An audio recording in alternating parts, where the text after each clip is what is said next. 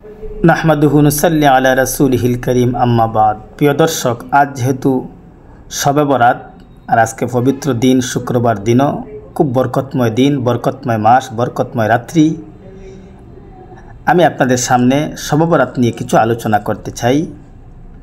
আল্লাহ রাসূল সাল্লাল্লাহু আলাইহি ওয়াসাল্লাম হাদিসের মধ্যে বলেন, লাইলাতুন নিসফি মিন শাবান ওয়া কুমু লাইলাহা ওয়া সুমু ইয়াওমাহা।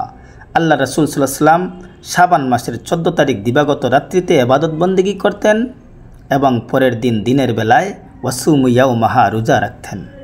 এটা হাদিস সম্মত, শবে বরাত সহিহ হাদিস দ্বারা প্রমাণিত। আল্লাহ রাসূল সাল্লাল্লাহু আলাইহি সাল্লাম রজব, শাবান এই 2 মাসে বেশি বেশি নফল বন্দেগী করতেন এবং উম্মতের মুহাম্মদীকে দোয়া শিক্ষা দিয়েছেন, আল্লাহুম্মা বারিক লানা ফি রজব ওয়া শাবান ওয়া বাল্লিগনা রমাদান। হে আল্লাহ, তুমি আমাদেরকে রজব এবং শাবানের বরকত দান করো এবং রমজান পর্যন্ত পৌঁছিয়ে দাও। এই হাদিস থেকে আমরা জানতে পারলাম যে রজব এবং শাবান, এই শাবান মাস আল্লাহ তাআলার কাছে বহুত বড় দামি এবং গুরুত্বপূর্ণ একটি মাস। এজন্য আল্লাহ রাসূল সাল্লাল্লাহু আলাইহি ওয়াসাল্লাম সবসময় এই 2 মাসে বেশি ইবাদত বন্দেগী করতেন। আর হাদিসের মধ্যে তো আল্লাহ রাসূল বলেন, লাইলাতুন নিসফি মিন শাবান ওয়া কুমু লাইলাহা ওয়া সুমু ইয়াওমাহা। 14 তারিখ, শাবানের 14 তারিখ দিবাগত রাত্রিতে তোমরা ইবাদত বন্দেগী করো এবং পরের দিন রোজা রাখো। অর্থাৎ এখানে জানার বিষয় হচ্ছে, যা ইবাদতই করব সব নফল ইবাদতই করব। তবে এই শবে বরাতের নির্দিষ্ট কোনো নামাজের রাকাত সংখ্যা নেই। অনেকে বলে কয় রাকাত পড়তে হবে, কিভাবে পড়তে হবে? প্রিয় ভাই, যেইভাবে আমরা অন্য সময় নফল নামাজ পড়ি এভাবেই পড়বেন। নফল নামাজের নিয়তে আপনি 2 রাকাত পড়তে পারেন, 4 রাকাত পড়তে পারেন, 6 রাকাত পড়তে পারেন, আরও বেশি করতে পারেন, এটা আপনার এখতিয়ার। তবে নির্দিষ্ট কোনো নামাজের রাকাত সংখ্যা নেই। দ্বিতীয় হচ্ছে, আপনি তওবার নামাজ পড়তে পারেন, আপনি বিশেষ করে আপনি নফল রোজা রাখতে পারেন। আল্লাহ রাসূল সাল্লাল্লাহু আলাইহি সাল্লাম প্রতি আরবি মাসের 13, 14 এবং 15 তারিখ, যেটাকে আইয়ামে বীজের রোজা বলে, প্রতি মাসের আরবি 13, 14 এবং 15 তারিখ আইয়ামে বীজের রোজা রাখতেন।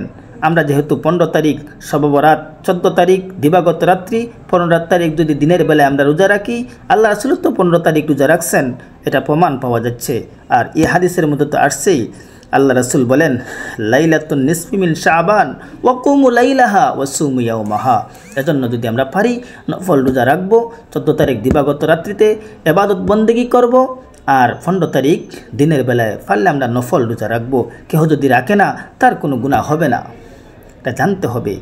এরপরে দ্বিতীয় কথা হচ্ছে, আমরা বিশেষ করে আমরা মা বাবার খবর জিয়ারত করব।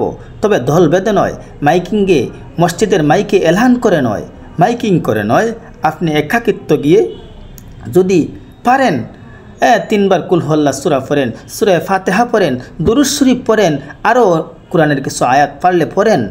এরপরে মা বাবার জন্য দোয়া করেন, আল্লাহ আমার মা বাবাকে মাফ করিয়া দেন, আল্লাহ তুমি উম্মতে মুহাম্মদীকে মাফ করিয়া দেন, এভাবে দোয়া করতে পারেন। তবে দল বেঁধে নয়, এই কুসংস্কার আমরা দূর করা লাগবে। তবে বিশেষ করে শবে বরাত এটা হাদিস সম্মত।